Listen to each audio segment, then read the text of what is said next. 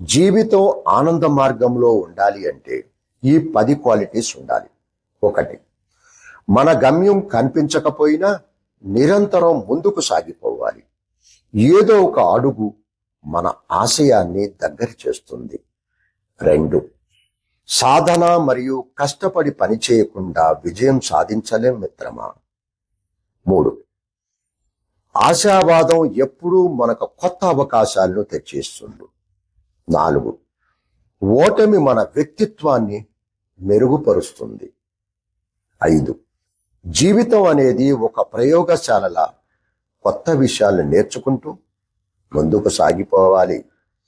6, జీవితంలో ప్రేమ చూపించడం వల్ల మనం యవ్వనంగా ఉండేందుకు దోహదపడుతుంది.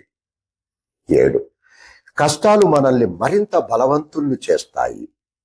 8, మనలో నమ్మకం ఉంటేనే ఇతరుల నమ్మకాన్ని మనం పొందగలుగుతాము. 9, ప్రతిరోజు ఒక కొత్త అవకాశం, దాన్ని సద్వినియోగం చేసుకోండి. 10, జీవితం ఆనందంగా జీవించడమే అత్యంత ముఖ్యమైనది. అవునంటారా, కాదంటారా? అవుననేవాళ్ళు ఒక లైక్ వేసుకోండి.